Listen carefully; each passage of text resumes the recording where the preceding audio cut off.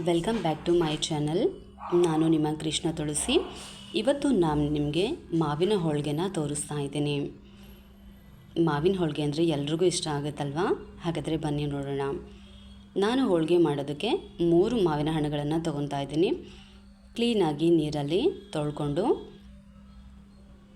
ಹಣ್ಣನ್ನು ಶೇಖರಣೆ ಮಾಡೋ ಥರ ಮೆತ್ತಗೆ ಪ್ರೆಸ್ ಮಾಡಿಕೊಂಡು ಹಣ್ಣನ್ನು ಓಪನ್ ಮಾಡಿ ಅದರಲ್ಲಿರೋ ಹಣ್ಣನ್ನೆಲ್ಲ ಹೊರಗಡೆ ತಗೋಬೇಕಾಗುತ್ತೆ. ನೋಡಿ ಯಾವ ಥರ ಮೆತ್ತಗಾಗಿದೆ ಅಂತ. ಹಣ್ಣಿನ ರಸನ್ನು ಪೂರ್ತಿಯಾಗಿ ನಾವೀಗ ಹೊರಗಡೆ ತಗೊಳ್ಳೋಣ.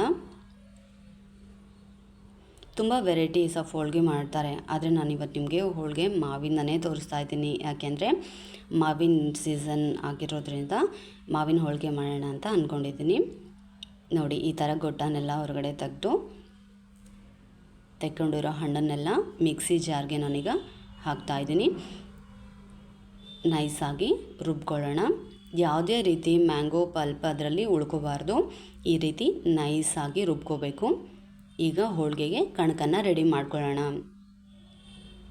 2 ಕಪ್ ಆಗೋಷ್ಟು ಮೈದಾ ಹಿಟ್ಟನ್ನು ಜರಡಿ ಹಿಡ್ಕೋತಾ ಇದ್ದೀನಿ. ನಾವು ರುಬ್ಕೊಂಡಿರೋಂಥ ಮಾವಿನ ರಸದಲ್ಲಿ ಅರ್ಧನ ಮಾತ್ರ ನಾನು ಯೂಸ್ ಮಾಡ್ತಾ ಇರೋದು. ಹಿಟ್ಟಿಗೆ ಒಂದು ಸ್ವಲ್ಪ ಉಪ್ಪನ್ನು ಉದುರಿಸ್ಕೋಬೇಕು. ಅರ್ಧ ಭಾಗನ ಮಾತ್ರ ಹಾಕಿ ಹಣ್ಣಿನ ರಸದಲ್ಲೇ ಹಿಟ್ಟನ್ನು ನಾವು ನೆನೆ ಇಡ್ಬೋದು. ನಿಮಗೆ ಸ್ವಲ್ಪ ಕಡಿಮೆ ಬಿತ್ತು ಅನ್ನೋದಾದರೆ ಜಾರನ್ನು ತೊಳ್ಕೊಂಡು ಒಂದು ಸ್ವಲ್ಪನೇ ನೀರನ್ನು ಹಾಕ್ಕೋಬೇಕು. ಮೇಲೆ ಸ್ವಲ್ಪ ಆಯಿಲ್ ಹಾಕಿ ಇದನ್ನು ಒಂದು 2ರಿಂದ 3 ತಾಸುವರೆಗೂ ನಾನು ನೆನೆ ಬಿಡ್ತಾಯಿದ್ದೀನಿ. ಈಗ ನಾವು ಹೂರಣಕ್ಕೆ ರೆಡಿ ಮಾಡ್ಕೊಳ್ಳೋಣ. ಬೆಲ್ಲನ ಹೆಚ್ಕೋಬೇಕು. ತುಂಬ ನೈಸಾಗಿ ಹೆಚ್ಕೊಳ್ಳಿ. ಸ್ಟವ್ ಮೇಲೆ ಒಂದು ಪ್ಯಾನ್ ಇಟ್ಟು ಬರೀ 1 ಚಮಚ ಆಗೋಷ್ಟು ಮಾತ್ರ ತುಪ್ಪನ ನಾನಿಲ್ಲಿ ಯೂಸ್ ಮಾಡ್ತಾ ಇದ್ದೀನಿ. ನೋಡ್ತಾ ಇದ್ದೀರಾ, ಜಾಸ್ತಿ ತುಪ್ಪನ ಯೂಸ್ ಮಾಡಿಲ್ಲ. 1 ಕಪ್ ಆಗೋಷ್ಟು ಚಿರೋಟಿ ರವೆನ ಸಣ್ಣ ಉರಿಯಲ್ಲಿ ಹುರ್ಕೋಬೇಕಾಗತ್ತೆ. 2 ನಿಮಿಷ ಆದರೆ ಸಾಕು. ಆಮೇಲೆ ಅದಕ್ಕೆ 1 ಕಪ್ ಆಗೋಷ್ಟು ಕೊಬ್ಬರಿ ತುರಿನ ಹಾಕ್ತಾಯಿದ್ದೀನಿ. ನೀವು ಹಸಿ ಕೊಬ್ಬರಿ ಆದರೂ ಯೂಸ್ ಮಾಡ್ಕೋಬೋದು, ಒಣ ಕೊಬ್ಬರಿ ಆದ್ರೂ ಯೂಸ್ ಮಾಡ್ಕೋಬೋದು. ಈಗ ಉಳಿದಿರೋ ಅಂಥ ಮಾವಿನ ಹಣ್ಣನ್ನು ಅದಕ್ಕೆ ಹಾಕಿ ಮಿಕ್ಸ್ ಮಾಡ್ಕೊಳ್ತಾ ಇದ್ದೀನಿ. ಯಾವುದೇ ಕಾರಣಕ್ಕೂ ಕೈ ಬಿಡೋಕ್ಕೆ ಹೋಗಬೇಡಿ. ಇದನ್ನು ಒತ್ಸೋಕ್ಕೆ ಬಿಡಬಾರ್ದು. ನೋಡಿ ಪದೇ ಪದೇ ನಾನು ತುಪ್ಪನಾದರೂ ಹಾಕ್ತಾಯಿಲ್ಲ, ನೋಡ್ತಾ ಇದ್ದೀರಿ, ಸಾಫ್ಟಾಗಿಯೇ ಬರ್ತಾಯಿದೆ. ತುಂಬ ಈಸಿ ಇರುತ್ತೆ ಇದು ಮಾಡೋದು. ನೀವೂ ಮನೆಯಲ್ಲಿ ಟ್ರೈ ಮಾಡ್ಬೋದು. ಆಮೇಲೆ ಇದಕ್ಕೆ ನಾನು ಹೆಚ್ಚಿಟ್ಕೊಂಡಿರೋಂಥ 1 ಕಪ್ ಬೆಲ್ಲನ ಮಿಕ್ಸ್ ಮಾಡ್ಕೊತಾ ಇದ್ದೀನಿ. ಆಮೇಲೆ ಏಲಕ್ಕಿ ಪುಡಿ ಇಷ್ಟಾದರೆ ಸಾಕಾಗುತ್ತೆ. ಸಿಮ್ಮಲ್ಲಿ ಇಟ್ಕೊಂಡು ನೀಟಾಗಿ ಮಿಕ್ಸ್ ಮಾಡ್ಕೊಳ್ತಾ ಬೆಲ್ಲ ಕರಗೋವರೆಗೂ ಕೈ ಆಡಿಸ್ತಾನೆ ಇರಿ. ಯಾವುದೇ ಕಾರಣಕ್ಕೂ ತಳ ಅಂಟಕ್ಕೆ ಬಿಡಬೇಡಿ. ಬೆಲ್ಲ ಮೆಲ್ಟಾಗಿ ಅದರಲ್ಲಿ ಹೊಂದ್ಕೊಂಡ್ರೆ ಸಾಕಾಗುತ್ತೆ. ಪಾಕ ಮಾಡೋದು ಅದೇನು ನಿಮಗೆ ಅವಶ್ಯಕತೆಯೇ ಬರಲ್ಲ ಇದರಲ್ಲಿ. ನೋಡಿ ಎಷ್ಟು ಸಾಫ್ಟಾಗಿ ಬರ್ತಾಯಿದೆ. ಈಗ ರೆಡಿಯಾಗಿದೆ. ಯಾವುದೇ ಥರ ತುಪ್ಪನ ಜಾಸ್ತಿ ಹಾಕೇ ಇಲ್ಲ. ನೀವು ನೋಡ್ತಾ ಇದ್ದೀರಿ, ನೋಡಿ ಯಾವ ಥರ ರೆಡಿಯಾಗಿದೆ, ಫೈನಾಗಿ ಬಂದಿದೆ ಹೂರಣ ಅಂತ ಅನ್ನೋದು. ಓಕೆ, ಇದನ್ನು ನಾವೀಗ ಒಂದು ಸ್ವಲ್ಪ ಕೂಲಾಗೋಕ್ಕೆ ಬಿಟ್ಬಿಡೋಣ. ಈಗ ಕಣಕ ರೆಡಿಯಾಗಿದೆ ಅಂತ ನಾವು ನೋಡ್ಕೊಳ್ಳೋಣ. 3 ತಾಸಿನಷ್ಟು ನಾನು ಹಿಟ್ಟನ್ನು ನೆನೆ ಇಡೋಕ್ಕಿಟ್ಟಿದ್ದೀನಿ. ಓಕೆ, ಈಗ ನೋಡಿ ಒಂದು ಸ್ವಲ್ಪ ನಾವು ಕೈಗೆ ಎಣ್ಣೆ ಹಚ್ಕೊಂಡು ಸ್ವಲ್ಪ ನಾದ್ಕೋಬೇಕಾಗತ್ತೆ. ನಾನೀಗ ನಿಮಗೆ ಹೋಳಿಗೆ ಮಾಡೋಕ್ಕೆ 2 ರೀತಿ ಸ್ಟಫಿಂಗನ್ನು ತೋರಿಸ್ತಾ ಇದ್ದೀನಿ. ನಿಮ್ಗೆ ಯಾವ್ದು ಈಸಿ ಆಗುತ್ತೋ ಅದನ್ನು ನೀವು ಟ್ರೈ ಮಾಡ್ಬೋದು. ನಮ್ಮ ಉತ್ತರ ಕರ್ನಾಟಕದಲ್ಲಾದರೆ ನಾವು ತುಂಬ ರೀತಿಯೇ ಮಾಡ್ತೀವಿ. ತುಂಬ ಈಸಿಯಾಗಿಯೇ ಬರುತ್ತೆ, ನೋಡ್ಕೊಳ್ಳಿ.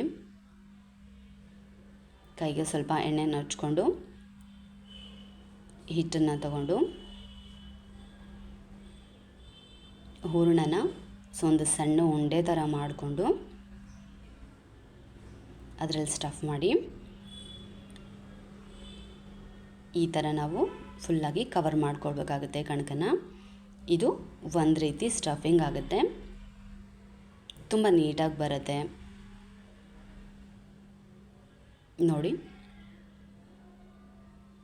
ಆಮೇಲೆ ನಾನು ಈಗ ಹೋಳಿಗೆ ಮಾಡೋದಕ್ಕೋಸ್ಕರ ಹೋಳಿಗೆ ಶೀಟ್ ನಿಮಗೆ ಶಾಪಲ್ಲಿ ಸಿಗುತ್ತೆ, ತುಂಬ ನೀಟಾಗಿ ಬರುತ್ತೆ. ನೋಡಿ, ಇದು ಎರಡನೇ ರೀತಿಯಲ್ಲಿ ನಾನು ನಿಮಗೆ ಸ್ಟಫಿಂಗ್ ಅನ್ನೋದು ತೋರಿಸ್ತಾ ಇರೋದು.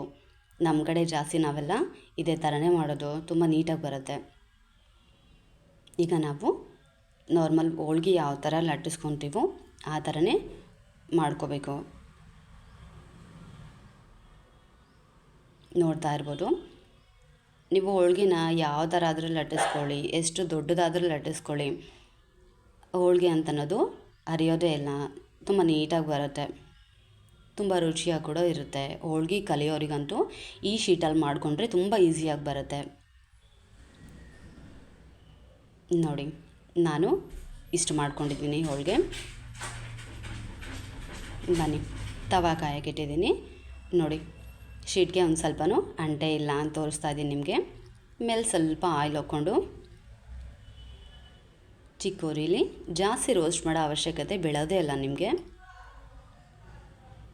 ನೋಡಿ, ಒಂದು ಸ್ವಲ್ಪನೂ ಹೋಳಿಗೆ ಅನ್ನೋದು ಡ್ಯಾಮೇಜ್ ಬಂದೇ ಇಲ್ಲ, ಸ್ಮೂತಾಗಿ ಆಗೋಗುತ್ತೆ. ಓಕೆ, ಈ ರೆಸಿಪಿ ನಿಮಗೆ ಇಷ್ಟ ಆಗಿದೆ ಅಂತ ಅಂದ್ಕೊಂಡಿದ್ದೀನಿ. ಮನೇಲಿ ಟ್ರೈ ಮಾಡ್ತೀರಾ ಅಲ್ವಾ? ನಿಮಗೆ ಇಷ್ಟ ಅದರಲ್ಲಿ ಲೈಕ್, ಶೇರ್, ಕಾಮೆಂಟ್ ಮಾಡ್ಕೊಳ್ಳಿ, ಸಬ್ಸ್ಕ್ರೈಬ್ ಮಾಡ್ಕೊಳ್ಳಿ. ನಿಮ್ಗೆ ಏನೇ ಡೌಟ್ಸ್ ಇದ್ದಲ್ಲಿ ಕಾಮೆಂಟ್ ಸೆಕ್ಷನಲ್ಲಿ ಹಾಕ್ಬೋದು, ನಾನು ಅದನ್ನು ಕ್ಲಿಯರ್ ಮಾಡ್ತೀನಿ.